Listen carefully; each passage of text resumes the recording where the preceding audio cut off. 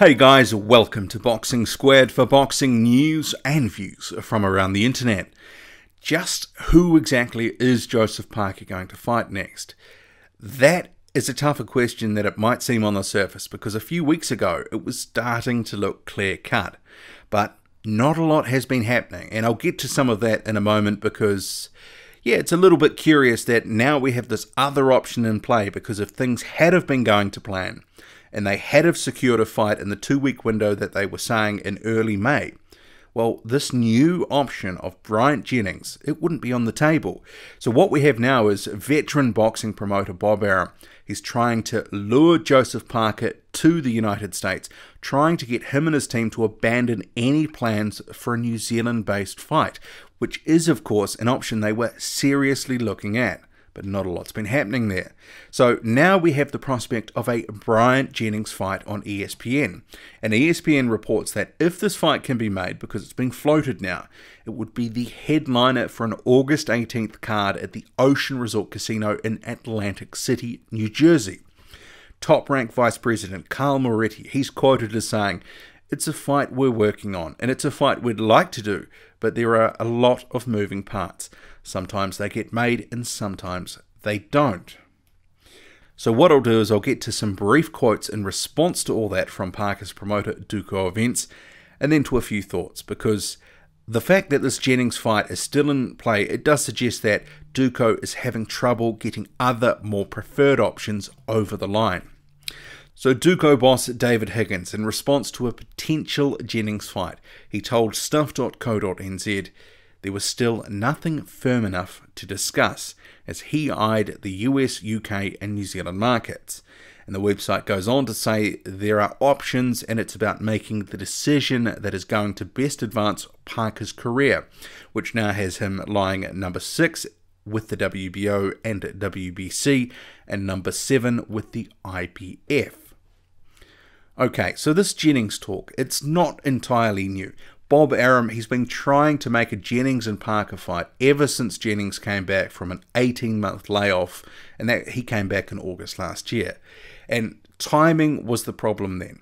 Jennings had just come back, he needed some wins under his belt to actually justify a shot at the WBO belt holder. And Parker, he of course had a defense lined up against Hughie Fury, and then obviously after that, he went for Anthony Joshua, but he lost the belt. But arguably now that Parker doesn't have the strap, you would think it would actually be easier to make a Parker and Jennings fight. You'd have to imagine that for Top Rank, it would want to see that co-promotional deal that it agreed with Duco Events in December 2016 to be used before Parker's current contract expires in November. At this point, if, or probably when Parker re-ups with Duco, we don't know if this Top Rank deal will just be automatically rolled over. Potentially it won't. But let's just sort of remember what was in this arrangement. So it extends to fights in the US and China, and Top Rank would negotiate any television rights with the two companies, Duco and Top Rank, sharing the revenue. So you can see why Top Rank would be keen to use the deal before it expires. It's never had the opportunity to really make use of it.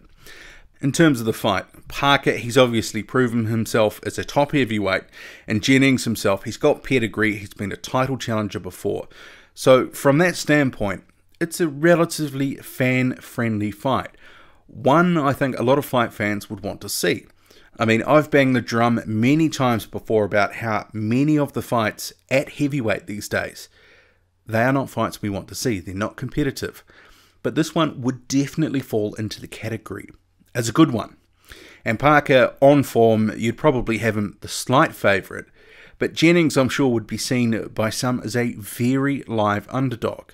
And I guess stylistically, it would have the potential to be a real chess match, and I'm pretty sure that boxing skills would actually be the thing that gets the winner through, over the line here. I think it would be a decision. I'm not so sure we would see a knockout.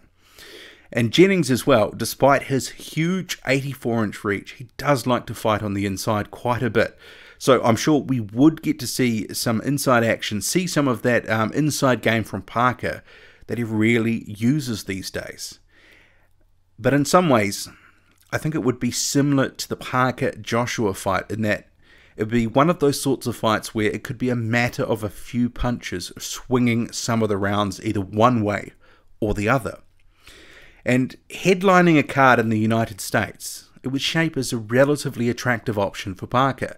I mean, the heavyweight scene there right now, beyond Deontay Wilder and probably to a lesser extent Jarrell Miller, it could really use an injection of another top guy making some noise, getting fans interested. But I would question, is this the fight, a fight with Bryant Jennings, the best fight to sort of showcase Joseph Parker to the American market, to casuals? Because in all likelihood, it would be more of a chess match than a war. I've seen a few articles pushing a prospective Jennings and Parker fight as if David Higgins is the one that's the driving force behind it. But given he says there's nothing really firm enough to discuss, and that was his quote to stuff.co.nz, I think, Top Rank clearly for me is the one that's driving this. They're the one that wants it to happen, more so than Duco. And the fact that it is still a possible option for Parker, to me it shows that Duco's efforts to secure Parker's next opponent haven't been going as intended. And let me qualify that. So a month ago, David Higgins, he stated that it was a 50-50 prospect whether Parker's next fight would be held in New Zealand or the United Kingdom, and that they were talking seriously to one or two opponents, and that ideally have their next move confirmed within 2 weeks. So the criteria that they were looking at the time was an opponent, had to be big and tall, because as Higgins put it, a lot of the top guys are big and tall, and he can learn from his mistakes. It's ideally someone in the top 15 or top 10 of the sanctioning bodies, and someone with a name that's promotable. So about a week after that or so, it emerged that 41-year-old Russian Alexander Ustinov, who's ranked number 10 in the WBA, was a leading option that was being considered. So the reportage at the time suggested that the fight could be marketed as a revenge-type match for Parker, with Ustinov having beaten David Tua in 2013 in New Zealand. And that, of course, was when the Tua man himself was over 40 and clearly a former shell of himself. He retired after that fight. But whatever's been happening, it's not been happening as planned. Remember David Higgins, so this was on May 4th, he was reported as saying he wanted the next move confirmed within 2 weeks, and they were targeting a return in late July or August. So from there, here's the timeline. May 6th, Joseph Parker, he tweets an announcement is coming soon. May 10th, Alexander Ustinov touted as Parker's next opponent in the New Zealand media, and the story did appear to have been fed to the website by Duco. May 18th, Joseph Parker posts a video on Instagram saying an announcement is coming. I finished a productive meeting here in town with Mr. Higgins himself. Big news coming. See you guys soon. May 28th, Parker, he again posts to social media, back to work, see you soon Vegas. And then on May 30th, another post to social media, which includes David Higgins and Joseph Parker's father. Parker says, decisions. So the initial 2-week window for the announcement, obviously long since come and gone. And judging by some of what's been said over the past month, you could only, like me, read into it that they were close to making a fight, close to making a deal with it, whoever it was. But for whatever reason, that deal hasn't gotten over the line. And if I had to guess, I would say money would well and truly be at the heart of it, because with these things it generally is. And whoever was being lined up to come to New Zealand, they will obviously want to get paid well to essentially get knocked out. Because let's be honest, if an opponent is coming to New Zealand, they're not going to be anyone that fans really want to see. Sure, Duco will sell it as, it's someone that's a real challenge to Joseph Parker, etc., etc. But the reality is, it will be someone who has a veneer of credibility through a sanctioning body ranking or, some history on, someone they've beaten on their record. But someone that's a faded contender that's highly beatable. And if Parker fights in New Zealand, they want a soft touch to get a W in the win column. Build some confidence, make Parker look good to his home audience. and the majority of that home audience are casual fans, and some of which I'm sure may have been going off Parker a bit recently because he has not been in the sort of fights that he was in the early part of his career, and those early fights were punctuated with knockouts. Parker has not been knocking people out recently. And now that Joseph Parker doesn't have a belt, hasn't been knocking guys out, it will be harder to maintain that casual support base. Well, that's, what I would contend. So setting him up to knock out a faded contender like Ustinov, it makes a lot of sense. It serves multiple purposes. But Ustinov, or whoever else is being spoken to, because a couple of weeks ago they said actually there was 3 guys they were actively engaged with, whoever is being spoken to will know that effectively they're being asked to come out to New Zealand to be knocked out. And they know, given the criteria that Duco have laid out publicly, big and tall and ranked, there's not many people that actually fit that bill. So of course, they will be trying to use that. And Parker's current status as being someone who's a bit of an avoided guy, because who wants to actively jump in the ring with a guy that just went 12 with Anthony Joshua? Probably not many. So they're going to be using all of that to try and get as much money as possible. And that's what happens in any sort of negotiation.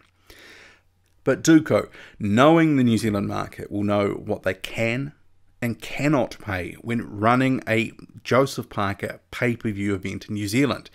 And potentially, it may be actually harder the second time around for them to force-feed the New Zealand market an opponent that most people will know is only there to get banged out, and people get charged $30 or $40 for the privilege.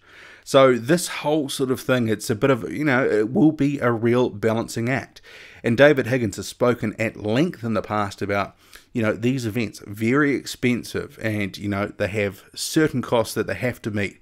So, some of these things are relatively fixed, and I'm sure they're working with a budget for whoever the opponent is. And obviously, some of these guys potentially want more than Duco is willing to pay. So as Joseph Parker says, decisions. But as we know, Uncle Bob Arum, he's waiting in the wings with the fallback option of Bryant Jennings. And that would shape as a very competitive fight. It would certainly not be the easy re-entry back into the division that many of us would have been expecting for Joseph Parker given some of the recent talk from Duco events. But ultimately, it may be the best deal out there for Joseph Parker. We'll have to see. What do you make of it all? Drop a comment, loud and often. Hit like, hit subscribe. Follow me on Twitter, boxing_squared. Boxing_squared. I'm out.